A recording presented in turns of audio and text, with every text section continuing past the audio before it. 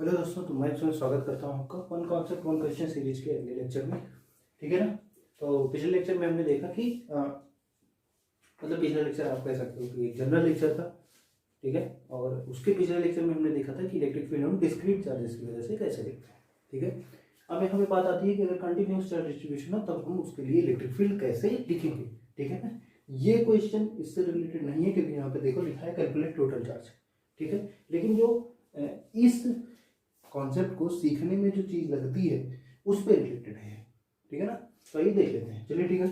तो electric field due to continuous charge distribution, अगर आपको कोई कंटिन्यूअस चार्ज डिस्ट्रीब्यूशन दिया गया, कंटिन्यूअस चार्ज डिस्ट्रीब्यूशन का मतलब ये है कि जैसे मान लीजिए कोई प्लेट दी गई है, उस पर कुछ चार्ज डेंसिटी दे दी गई। ठीक है ना। कंटिन्यूसली वेरी कर रही है। ठीक है ना। या कंटिन्यूअस है वो, उसमें डिस्क्रीट नहीं है। जैसे डिस्क्रीट का मतलब क्या होता है, एक चार्ज यहाँ है, एक चार्ज यहाँ है, एक चार्ज यहाँ, एक चार्ज यहाँ है, तो ये डिस्क्रीट होगा। कंटिन्यूअस का मतलब कि पूरे में यूनिफॉर्मली डिस्ट्रीब्यूटेड है। ठीक है ना। या वो कोई इक्वेशन फॉलो कर रहा है। ठीक है। तो उस केस में आपका इलेक्ट्रिक फील्ड क्या होगा। ठीक। तो उस केस में इलेक्ट्रिक फील्ड निकालने के लिए आपको जो वहाँ पे हम लोग समेशन का यूज करते थे, ठीक है, सेट ऑफ चार्जेस की वजह से इलेक्ट्रिक फील्ड निकालने के लिए अभी हम लोग को क्या करना पड़ेगा, इंटीग्रेशन का यूज करना पड़ेगा। ठीक है ना। जब कंटिन्यूटी है डिस्क्रीट केस में जो समेशन है वो कंटिन्यूअस में क्या हो जाता है, इंटीग्रेशन। ठीक है ना। जैसे आप क्या लिखते हो, जैसे मैंने बताया था, जैसे आपको भी आगे बताऊंगा भी, क्या है कि जैसे स्लोप हम लिखते हैं ना, m equal to y2 minus y1 divided by x2 minus x1, ये लिखते हो। ठीक है ना। तो ये क्या होता है ना, एक डिस्क्रीट पॉइंट से, यहाँ पे एक पॉइंट है, एक पॉइंट यहाँ पे है, तो एक लाइन यहाँ पे अगर मैं ड्रॉ कर दूँ तो इसका स्लोप क्या होगा ये मैं निकाल देता हूँ। ठीक है ना। जैसे दो पॉइंट के बीच का अगर इसमें मैं एक लाइन ऐसे ड्रॉ कर दूँ, इसका स्लोप निकालने के लिए y2 minus y1 divided by x2 minus x1 करते हैं। ठीक है ना। अगर ये हमारी लाइन कंटिन्यूअस हो ऐसे, ठीक है, और ये कोई इक्वेशन फॉलो कर रही है, मान लो x³ प्लस 3x प्लस 2, ये मान लो ये कोई इक्वेशन, ऐसी इक्वेशन फॉलो कर रही है, तो इस केस में जो स्लोप निकालते हैं वो लिखते हैं dy बाई डी एक्स। ये dy बाई डी एक्स कहाँ से आया, तो स्लोप वाले फॉर्मूले से आया, जहाँ पे हम लिखते थे क्या, y2 minus y1 divided by x2 minus 1, तो ये क्या है dy बाई डी एक्स। यही तो भैया differential change in y direction, differential change in x direction. Differential change का मतलब बहुत माइन्यूट चेंज है। ठीक है ना। तो ये समझ पा रहे हो। तो अगर कंटिन्यूअस चार्ज डिस्ट्रीब्यूशन है, ठीक है, तो मतलब कि कोई कंटिन्यूअस चार्ज डिस्ट्रीब्यूशन होगा, तो उस केस में हमारी इलेक्ट्रिक फील्ड किसी एक पॉइंट पे कैसे निकलेगी। ठीक है। इलेक्ट्रिक फील्ड की बात कर रहे हैं, मतलब वेक्टर क्वांटिटी है, मतलब आपको फ्रेम ऑफ रेफरेंस लेना पड़ेगा। ठीक है। तो इस केस में जैसे मान लो कि ये हमारा कोई डिस्क्रीट, कोई भी आर्बिट्रेरी, सॉरी डिस्क्रीट नहीं कह सकते, आर्बिट्रेरी कोई चार्ज डिस्ट्रीब्यूशन है। ठीक, बिल्कुल सही। और इसमें चार्ज आपका फील्ड है, ये हमारी ओरिजिन है वो। यहाँ पे मेरा कोई, सॉरी मान लीजिए ये ओरिजिन हो गया और यहाँ पे हमारा पी पॉइंट पे इलेक्ट्रिक फील्ड निकालते हैं। ठीक है। तो ये है हमारी डिस्टेंस आर। ठीक है ना। इसी को हम कह सकते हैं, इस डायरेक्शन को आर कहते हैं। ठीक। इलेक्ट्रिक फील्ड उसी डायरेक्शन में होगी। अगर ये पॉजिटिवली चार्ज है तो मैं ऐसे करूँ, नेगेटिवली होगी तो इस डायरेक्शन में होगी। ठीक है, बिल्कुल सही। और या तो ये आर कैप जो है ना, ये डिपेंड करेगा, ये भी डिपेंडेंट है ना, ये भी तो वेरिएबल है। ठीक है ना। कैसे होगा अभी देखिए। तो क्या करते हैं हम लोग इस केस में, मतलब इस केस को डील करने के लिए हम लोग यहाँ पे एक छोटा सा चार्ज एलिमेंट कट करते हैं, इसकी वजह से यहाँ पे इलेक्ट्रिक फील्ड निकालते हैं। ठीक है। फिर इस चार्ज डिस्ट्रीब्यूशन को अलोंग दिस, जो ये चार्ज डिस्ट्रीब्यूशन है, इसके वजह से क्या कर देते हैं, इंटीग्रेट कर देते हैं। ठीक है ना। तो जैसे यहाँ पे कंसिडर किया एक चार्ज डिस्ट्रीब्यूशन, इसकी वजह से यहाँ पे कोई इलेक्ट्रिक फील्ड हमने निकाल दी। ठीक है ना। और इसको मान लिया कि ये R1 है, मान लो। ठीक। अब क्या करते हैं, ये चार्ज डिस्ट्रीब्यूशन जो DQ है, इसको क्या कर देते हैं, इंटीग्रेट कर देते हैं। ठीक है। कैसे करते हैं देखो, जैसे क्या किया हमने, O से इस डायरेक्शन में, यहाँ पे मान लेता हूँ ये R1 है, यहाँ पे ये, इसको R2 मान लो, कोई दिक्कत नहीं है। ठीक है। तो अब लिख सकते हैं electric field at point P। ठीक है। इस चार्ज डिस्ट्रीब्यूशन की वजह से अगर मैं लिख रहा हूँ, अगर मैं यहाँ पे हूँ, ऑब्जर्वर मेरा यहाँ है, तो ये वाली डिस्टेंस यहाँ से यहाँ तक क्या होगी, जल्दी बोलो। अगर ये R2 है और ये, इसको कह रहा हूँ, ये क्या है, R1 है, और ये क्या है हमारा R है। ठीक है। तो ये R1 क्या हो जाएगा, R2 और R के रेस्पेक्ट में, क्योंकि मैं तो ऑब्जर्वर हूँ ना, मैं यहाँ हूँ, यहाँ से मैं मेजर कर रहा हूँ, तो यहाँ से मुझे इसकी पोजीशन पता है, इस पॉइंट की पोजीशन पता है, मुझे इस चार्ज की वजह से जो हमने डिफरेंशियल चार्ज काटा है, इसकी वजह से यहाँ पे ये वाली डिस्टेंस तो हमें पता ही नहीं है ना, तो ये वाली डिस्टेंस अगर इसके टर्म में आ जाएगी तभी सही होगा, ठीक है ना, इस ऑब्जर्वर के लिए। तो ये दिखा देखें, तो ये वेक्टर तो सबने पढ़ा ही होगा कि ये प्लस ये इक्वल होता है इसके, ठीक है ना। मतलब कि अगर मैं टेल से हेड जोड़ता हुआ चला जाऊँ तो आपका वेक्टर जुड़ता है, ठीक है ना। और यहाँ से अगर मैं इसको ऐसे ड्रॉ कर दूँ तो ये रिजल्टेंट है, मतलब कि ये प्लस ये दिस इक्वल टू ये रिजल्टेंट, यही तो होता है भैया, ठीक है। तो ये लिखें, तो लिखेंगे हम R2 vector plus R1 vector this equal to R vector, ठीक है। अब यहाँ से हम लिख सकते हैं कि R1 वेक्टर इक्वल टू क्या हो जाएगा, R माइनस R2 वेक्टर, ठीक। तो अगर मैं पी पॉइंट पे अगर मैं इलेक्ट्रिक फील्ड लिखना चाहूँ तो लिखूंगा के मतलब 1/4 पाई एप्सिलॉन नॉट, ठीक है।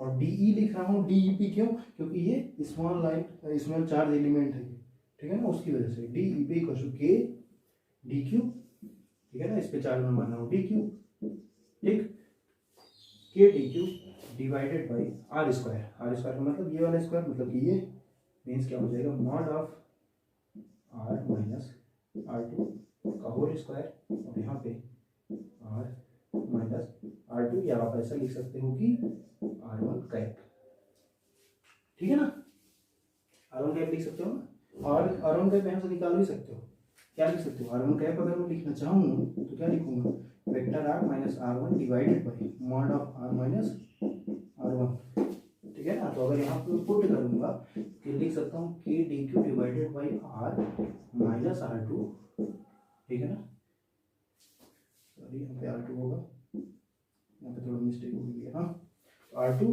और इसका क्यूब, और यहाँ पे लिख सकते हैं हम लोग R माइनस R2, बिल्कुल सही, ठीक है ना। तो ऑब्जर्वर ओ के रिस्पेक्ट में पी पॉइंट पे जो इलेक्ट्रिक फील्ड होगी इस चार्ज डिस्ट्रीब्यूशन की वजह से, छोटे एलिमेंट की वजह से, वो हमारी इतनी आ गई, ठीक है ना। अब इसको क्या कर दो, आप इंटीग्रेट कर दो, ठीक है ना। तो इंटीग्रेट करोगे तो यहाँ पे ई आप आ जाएगा, और इसका हम यहाँ पे इंटीग्रेशन का साइन लग जाएगा, ठीक है ना। अब यहाँ पे क्या है, डी क्यू रिस्पेक्ट में है ना भाई भैया इंटीग्रेशन, तो आपको यहाँ पे डी क्यू निकालना पड़ेगा कि नेट चार्ज यहाँ पे कितना है, ठीक है ना। और वेरिएबल्स आपके आर भी हैं और R2 भी है, कैसे, देखो आर तो चलो आर तो फिक्स हो गया, ठीक, वेरिएबल अभी है क्या, आर है ना, R2 है ना।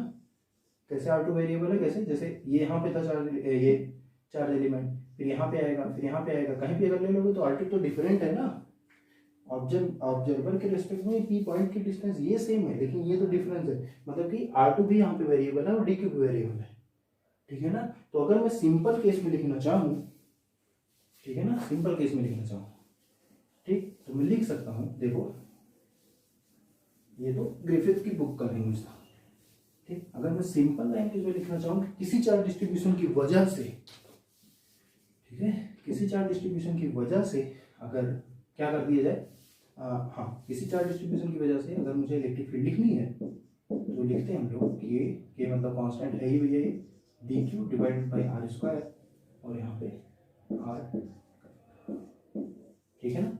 आर क्या है, सेंटर से, या आप कह सकते हो कि जहां से हम ऑब्जर्व कर रहे हैं वहां से ऑब्जर्वेशनल पॉइंट जिसपे हमें ऑब्जर्व करना है उसके बीच की दूरी, ठीक है ना। तो ये डिस्टेंस होती है आर, ठीक। ये कैसे आता है, जब हम लोग ये कह देते हैं कि जो हमने एलिमेंट चार्ज एलिमेंट जो काटा था ना, अगर वो हमारा सेंटर पे है तो उस केस में R2 हमारा क्या हो जाता है, 0 हो जाता है, ठीक है। अगर वेक्टर R2 0 कर दो मतलब कि क्या हो जाओ, ऑरिजिन पे आ जाओ, वहीं पे आप काट रहे हो अपना वो जो चार्ज एलिमेंट है, तो हमारा R2 0 हो जाएगा, और उस केस में हमें ये वाला फॉर्मूला मिल जाएगा, ठीक है ना। तो मोस्ट यही यूज होता है, ठीक। और इस केस में आप देख रहे हो डी क्यू भी वेरिएबल है और आर कैप भी वेरिएबल है, ठीक है ना। आप ये नोट कर लीजिए कहीं पे, मतलब क्या करूँ मैं, मार्कर से लिख लो, ठीक है ना, मार्कर से ये लिख लो कि सिर्फ आपके पास 3 कांस्टेंट वेक्टर है बस, आई कैप जी कैप के कैप, ठीक है ना। जब तक आप आर कैप को आई कैप जे कैप के कैप के रिस्पेक्ट में नहीं लिख देते हो तब तक इंटीग्रेट मत करना, ठीक है ना। जब इसको लिख लेना तब इंटीग्रेट करना, ठीक है ना। इससे यहाँ पे आना आपने सीखा है, इससे यहाँ पे भी आना आपने सीखा है, ठीक है। अगर नहीं सीखा है तो लेक्चर देखो जाके, समझ पा रहे हो। तो ये था हमारा कंटिन्यूअस चार्ज डिस्ट्रीब्यूशन की वजह से हमारी इलेक्ट्रिक फील्ड कैसे निकलती है, ठीक है ना। यहाँ पे देखिए डी क्यू है, ठीक है ना। अगर हमारा कंटिन्यूअस चार्ज डिस्ट्रीब्यूशन है कहीं पे तो वहां पे नेट चार्ज भी होगा, समझ पा रहे हो। अगर नेट चार्ज होगा भैया तो नेट चार्ज कितना हो सकता है, तो जो कंटिन्यूअस चार्ज डिस्ट्रीब्यूशन है वो 3 तरीके के हो सकते हैं, एक लाइन, एक सरफेस और एक वॉल्यूम। लाइन पे चार्ज है लाइन चार्ज डिस्ट्रीब्यूशन, सरफेस है तो सरफेस चार्ज डिस्ट्रीब्यूशन, वॉल्यूम में चार्ज है तो वॉल्यूम चार्ज डिस्ट्रीब्यूशन, ठीक है ना। उस केस में, इन तीनों केसेस में, ठीक है ना, तो लाइन के केस में जो लाइन चार्ज डेंसिटी लिखी जाती है, ठीक है ना, मतलब कि line charge per unit line, मतलब पर यूनिट लेंथ, ठीक है ना। जैसे कि लैम्डा से इसको दिखाते हैं लाइन चार्ज डेंसिटी, ठीक, इसको लिखते हैं Q बाई एल, ठीक है, मतलब एल लेंथ में कितना चार्ज है उसी को हम कहेंगे क्या, लाइन चार्ज डेंसिटी, ठीक है ना। और इसी को अगर हम लोग क्या लिखते हैं, कंटिन्यूअस केस में, ये तो हमारा डिस्क्रीट केस है, ठीक है। अगर कंटिन्यूअस केस करें, जैसे एल लेंथ में आपके 1 2 3 4 5 6 Q Q 2 Q 3 Q 5 Q, 0 से L डिस्टेंस के बीच में जितने चार्ज होंगे वो हमारा क्या हो जाएगा, लैम्डा, मतलब कितनी चार्ज डेंसिटी है 0 से L के बीच में, समझ पा रहे हो, ठीक है ना। अगर ये कंटिन्यूअस हो जाए, मतलब लाइन पे हमारा कंटिन्यूअसली कोई चार्ज डिस्ट्रीब्यूशन है, उस केस में ये फॉर्मूला कैसे बन जाता है, ये बन जाता है भैया lambda equal to d q by d l, ठीक है। और इसी को हम लिख सकते हैं d q by d r भी, ठीक है। अगर एक सीधी लाइन में है तो डी एल लिख सकते हो, सर्कल के ऊपर है, ठीक है ना, कोई रिंग है उसके ऊपर है तो डी आर भी लिख सकते हो, बिल्कुल सही, ठीक है। तो ये है हमारा लाइन चार्ज डेंसिटी, ठीक। ऐसे ही हमारा सरफेस चार्ज डेंसिटी था sigma equal to Q by A, मतलब चार्ज कितना है एक एरिया में, पर यूनिट एरिया चार्ज कितना है, ठीक, तो उसको हम लिखाते हैं सिग्मा से। और यही अगर हमारा कंटिन्यूअस केस हो जाता है तो इसी को लिखते हैं sigma equal to d q by d a, ठीक है। सेम ऐसे ही आता है आपको वॉल्यूम चार्ज डेंसिटी, जिसको हम लिखते हैं रो से, रो इक्वल टू क्या लिखा जाता है, d q by d v. और अगर मैं डिस्क्रीट केस की बात करूं तो क्या लिखता हूँ, क्यू बाई वी, मतलब ये वॉल्यूम में कितना चार्ज है, ठीक है। अब देखिए ये सब रिलेटेड है ना इससे, क्योंकि हमें नेट चार्ज चाहिए था, इसमें भी देखिए डी क्यू वेरिएबल है नेट चार्ज, ठीक। तो अगर मैं नेट चार्ज निकालना चाह रहा हूँ और हमारे पास सरफेस चार्ज डेंसिटी है, तो हम लोग नेट चार्ज निकालने के लिए कौन सा फॉर्मूला यूज करेंगे, पहली चीज जो सरफेस चार्ज डेंसिटी है कंटिन्यूअस है, ठीक है ना, 15y, क्या ये कंटिन्यूअस फंक्शन है भैया, तो मतलब सिग्मा क्या होगा, कंटिन्यूअस। तो बताओ कौन सा फॉर्मूला लगेगा, ये वाला लगेगा कि ये वाला, बिल्कुल सही बात है, ये वाला लगेगा, ठीक है। तो ये वाला फॉर्मूला लगा के टोटल चार्ज अगर कैलकुलेट कर देते हो, तो जैम में 2 नंबर का क्वेश्चन एनईटी में आया था, ठीक है ना, किस ईयर में आया था मुझे नहीं पता, लेकिन जैम का क्वेश्चन है, एकदम सिंपल क्वेश्चन, सिर्फ आपको इंटीग्रेशन आना चाहिए, ठीक है, इंटीग्रेट करो और नंबर लिखो, ठीक है। आइए कर देते हैं। ऐसे ऐसे क्वेश्चन एनईटी में पूछे जा सकते हैं, किसी भी एग्जाम में पूछे जा सकते हैं, जान लो, मैं ऐसा नहीं कर रहा हूँ कि जैम में ही पूछे जाते हैं, नहीं भैया, टीआईएफआर जस्ट में भी पूछे जा सकते हैं, ठीक है। जिस साल मैंने टीआईएफआर का पेपर दिया था, हाँ, हालांकि मेरा सिलेक्शन नहीं हुआ था, लेकिन उस साल एकदम सिंपल पोटेंशियल एनर्जी है, एक सरफेस चार्ज डेंसिटी है सिग्मा किसी स्फीयर पे, उसका नेट चार्ज भी शायद दिया था, क्यू दिया था, ठीक है ना, और किसी स्फीयर के सरफेस पे चार्ज है, तो उसमें पोटेंशियल एनर्जी पूछी गई थी, मुझसे नहीं निकली थी, क्यों, नर्वसनेस, ठीक है ना। इस पर एक वीडियो बनाऊंगा मैं, टेंशन ना लो, चलिए ठीक है। तो आइए वाला क्वेश्चन कर लेते हैं, line charge, surface charge, volume charge देख लिया, ठीक है ना। तो क्या है, अब यहाँ पे देखिए लिखा है सिग्मा इक्वल टू 15y, ये तो हमारा लिया गया है, पहले कहा गया है plate boundary has equation y equal to 1 minus x square and y equal to 0, ठीक है।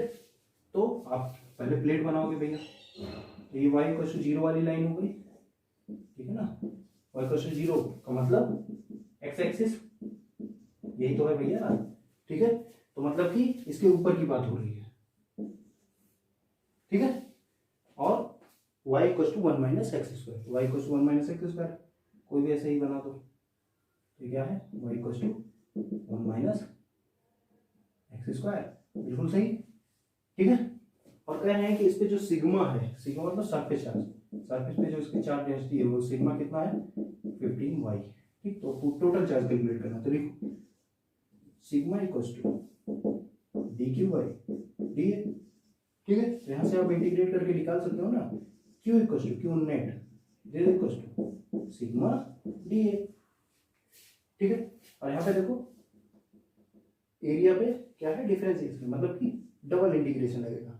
लाइन पे इंटीग्रेशन एक, सरफेस पे डबल, वॉल्यूम पे ट्रिपल। इतना आप समझ रहे हो, क्योंकि यहाँ पे एक्स भी वेरिएबल है, वाई भी। लाइन में सिर्फ एक ही डायरेक्शन वेरिएबल होती है, ठीक है ना। वॉल्यूम में 3 डायरेक्शन होती है, एक्स वाई और जेड। ठीक, यहाँ पे देखो इंटीग्रेट करो, सिग्मा मतलब 15y और यहाँ पे dx एंड dy। अब देखो मेन प्रॉब्लम जो आई थी, मतलब बहुत लोगों ने क्वेश्चन गलत किया था, ठीक है ना। क्यों गलत किया था वो बताता हूँ, सुनिए। जैसे क्यों ये गलत होता है, पहली चीज तो हमें x और y की यहाँ पे लिमिट रखनी पड़ेगी, तभी हमारा टोटल चार्ज निकल के आएगा, ठीक है ना। पहली सबसे बड़ी दिक्कत थी लिमिट की, ठीक है ना। दूसरी सबसे बड़ी दिक्कत थी, क्या ये जो क्वेश्चन है इसको हम लोग पोलर कोऑर्डिनेट में कन्वर्ट करके नहीं कर सकते क्या? नहीं कर सकते? नहीं भैया, क्यों नहीं कर सकते? क्योंकि ये इक्वेशन देखो ना, पोलर कोऑर्डिनेट में कन्वर्ट करके तभी कर सकते थे जब ये वाली जो इक्वेशन है ना वो सर्कल की इक्वेशन होती, तब तो हम पोलर में कन्वर्ट करके लिख देते x equal to r cos theta, y equal to r sine theta और r की वैल्यू निकाल लेते। लेकिन ना ये सर्कल की इक्वेशन है। सर्कल की इक्वेशन क्या होती है? X square plus y square. यहाँ पे तो सिर्फ y है ना, तो मतलब कि ये सर्कल की इक्वेशन नहीं है, पहली चीज, ठीक है, बिल्कुल सही। तो ये हमारे यहाँ से कंफर्म हो गया कि हम यहाँ पे पोलर कोऑर्डिनेट नहीं यूज कर सकते, मतलब कि जिन लोगों ने पोलर कोऑर्डिनेट यूज किया होगा उनका ये क्वेश्चन गलत हो जाएगा, ठीक है। पहला पता लग गया कि क्वेश्चन कैसे गलत होगा। दूसरा था कि इस पे हम लोग लिमिट कैसे रखें, ठीक है ना। तो यहाँ पे देखिए, पहली बात तो y की लिमिट आपको सीधे सीधे दी गई है, ठीक है ना। तो y कहाँ से कहाँ तक वेरी कर रहा है? 0 to 1 माइनस एक्स स्क्वायर, ठीक है। तो y हमारा वेरिएबल पहले लिख देते हैं 0 to 1 minus x square, sorry y हमारा 0 to 1 minus x square very कर रहा है, ठीक है। अब बात आती है x की। x का अगर आपने सही से नहीं लिखा, क्या नहीं लिखा, लिमिट अगर सही से नहीं लिखी तो आप भैया पछताओगे, ठीक है ना।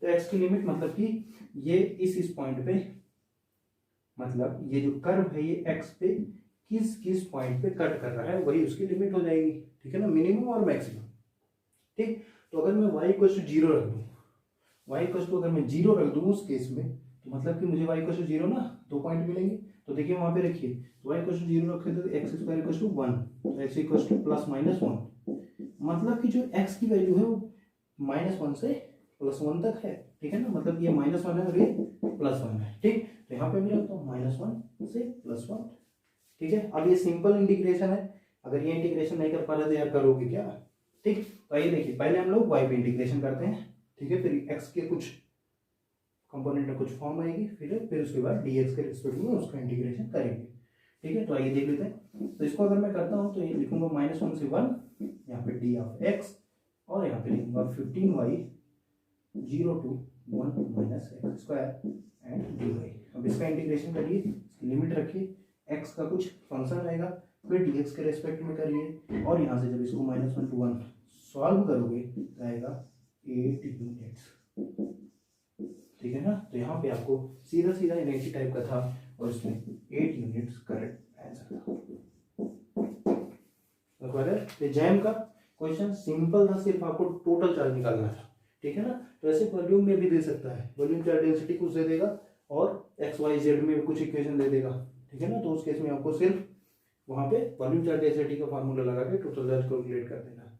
तो ऐसे क्वेश्चन भी आते हैं, तो आप ऐसे क्वेश्चन को ऐसे मतलब हल्के में मत ये करिए यार इसको क्यों करूँगा, इस पे क्वेश्चन क्यों करूँगा, सब पे क्वेश्चन करने हैं, कुछ क्वेश्चन सब पे करिए, जिस तरह प्रैक्टिस आपकी बनी रहे, ठीक है ना। तो ये था हमारा 1 कॉन्सेप्ट 1 क्वेश्चन का। अगला लेक्चर अब हम मिलते हैं नेक्स्ट लेक्चर में, जिसमें हम लोग कुछ और अच्छी बातें डिस्कस